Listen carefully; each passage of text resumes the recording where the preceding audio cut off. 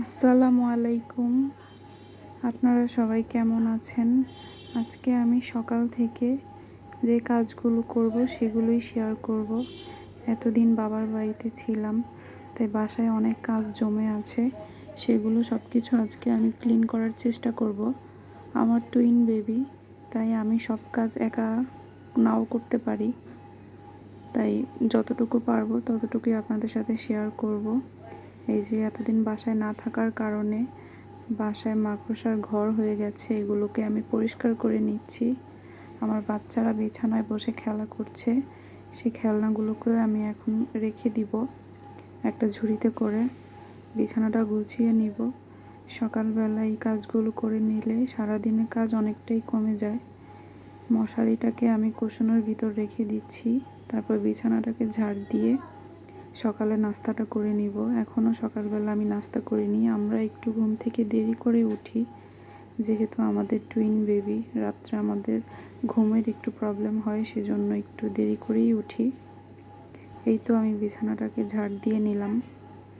আমার বাচ্চারা খেলা করছে, তাদের খেলতে দিয়েই আমার কাজগুলো করতে হয়। একদিক গুছাই, আরেক দিক তারা নোংরা করে। আসলে কিছু করার নেই, যেহেতু আমার টুইন বেবিদেরকে রাখারও তেমন কোনো মানুষ নেই, সেজন্যই এই অবস্থা আর কি।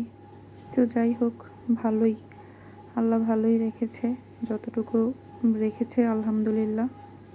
এই তো আমি বিছানা গুছিয়ে নিলাম। আমার হাজবেন্ড বাজার থেকে কিছু জিনিস নিয়ে এসেছে, সেগুলোকে এখন আমি বক্সে করে রেখে দিব। ডিটারজেন্টটাকে বক্সে রেখে দিলাম। আর সকালে নাস্তা আমার আজকে এই চা আর ছোট ছোট বাকরখানি।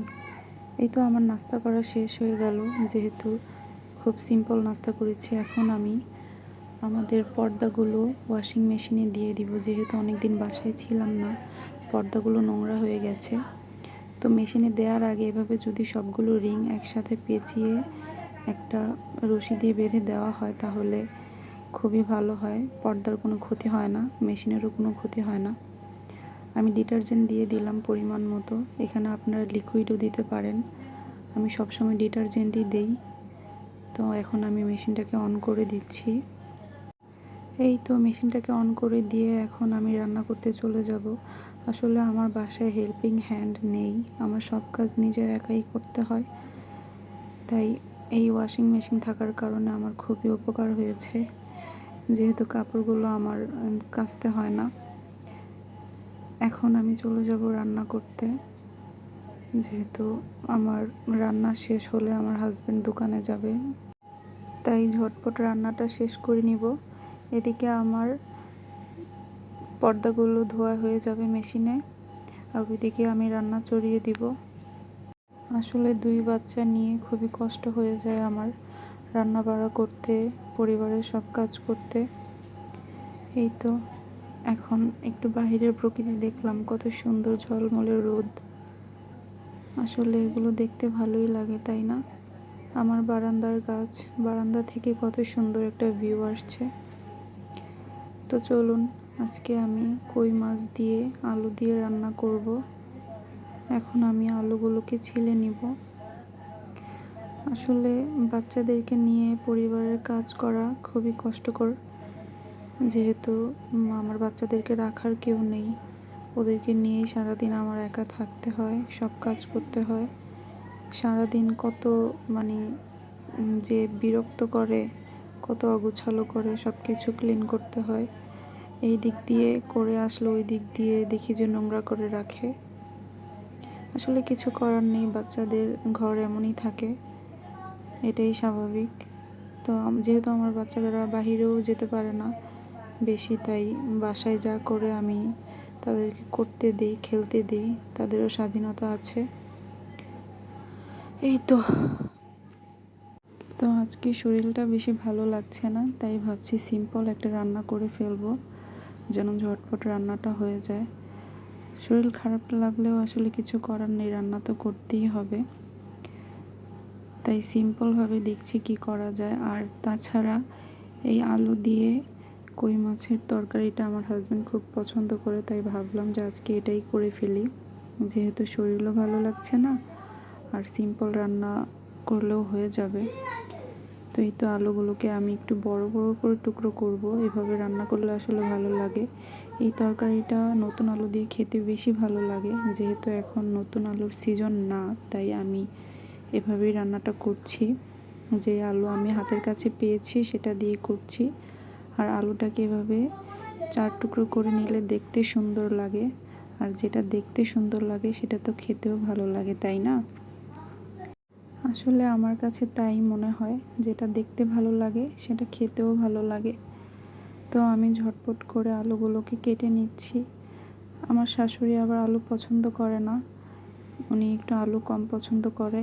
আলুর তরকারি দেখলে আজকে রেগেও যেতে পারে। আসলে কিছু করার নেই, আমার শরীরটা ভালো লাগছে না।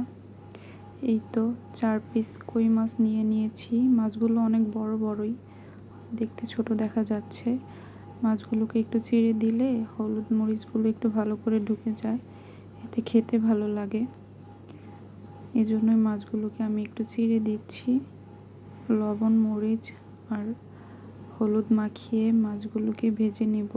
ভেজে রান্না করব। অনেকেই দেখি কাঁচা মাছ রান্না করে, এটা আসলে যার যার পছন্দ অনুযায়ী। আমি আবার কাঁচা মাছ খেতে পারি না, আমার শাশুড়িও না, হাজব্যান্ডও না। আমরা মাছটা একটু ভালো করে ভেজে খেতেই পছন্দ করি। তাই মাছগুলোকে এখন হলুদ মরিচ আর লবণ দিয়ে ভালো করে মাখিয়ে আমি ভেজে নিব। রান্না আসলে একটা আর্ট, এটা যে যেভাবে করতে পছন্দ করে, যার কাছে যেভাবে ভালো লাগে সেটাই বেস্ট হয়।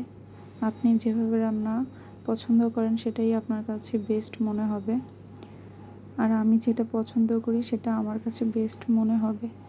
একজন কাঁচা মাছ খেতে পছন্দ করে, তার কাছে কাঁচা মাছটাই ভালো লাগে। আর আরেকজন দেখা যায় যে কাঁচা মাছটা পছন্দ করে না, ভাজা মাছটাই পছন্দ করে, এই আর কি। এই যে আমাদের ছাদের উপর দেখেন কত সুন্দর করলা গাছ, করলায় অনেকগুলো করলাও এসেছে ছোট ছোট, কিন্তু এগুলো থাকবে না আসলে। এগুলোতে কীটনাশক দিলে থাকে, এগুলো একটু বড় হয়ে দেখছি পচে যাচ্ছে, সবগুলোই পচে পচে যাচ্ছে। এবং ছোট অবস্থায় দেখতে ভালো লাগছে, কিন্তু কিছুদিন পর পচে যাচ্ছে। ছাদে আমি কিছু গাছ লাগাই, যে করলা গাছ, পুঁইশাক গাছ, হাসনেহানা ফুল। আসলে আমার ছাদ বাগান ভালো লাগে, কিন্তু ওই রকমভাবে সবজি এখনও করতে পারি না, হয়তো বুঝি না কিভাবে কি করতে হবে। এই যে দেখেন কত সুন্দর হয়ে আছে, তাই না? কিন্তু এটা পচে যাবে। এত ছোট অবস্থায় নিতেও ইচ্ছে করে না, কিন্তু আবার রেখে দিলে পচেও যায়, এই আর কি। তো আপনারা আমাকে কমেন্ট করে জানাবেন যে এই করলাগুলো কিভাবে ভালো থাকবে, পচে না যাবে। আমি আসলে ছাদে এসেছিলাম পর্দাগুলোকে ছড়িয়ে দিতে। পর্দাগুলো 80%-এর মতো শুকিয়ে যায়, তারপরও ভালো করে শুকিয়ে নেওয়ার জন্যই ছাদে এসেছিলাম। এই তো আমার ছোট বোন দেখলাম ছাদে বসে বসে নারকেল ছিলে নিচ্ছে, নারকেল দিয়ে পিঠা বানানো হবে, সেজন্য ছাদে বসে বসে ওই কাজগুলো করে নিচ্ছে। ওর দুলাভাইও আছে সাথে। নারকেলগুলো দুজন মিলে ছিলবে, তাদেরকে বলেছি দুজনকে এই কাজটা করার জন্য। তো তারা দুজন দেখলাম ছাদে এসে এই কাজটা করছে, আমিও দাঁড়িয়ে থেকে একটা ভিডিও করলাম। নারকেলের পানি খাবো, সেজন্য অপেক্ষা করছি। নারকেলের পানি আপনাদের কাছে কেমন লাগে? আমার কাছে তো ভালোই লাগে।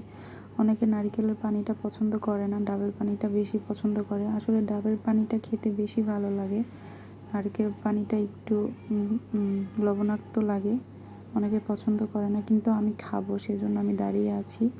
কখন কাটা হবে, কখন ভাঙা হবে, তারপর খাবো।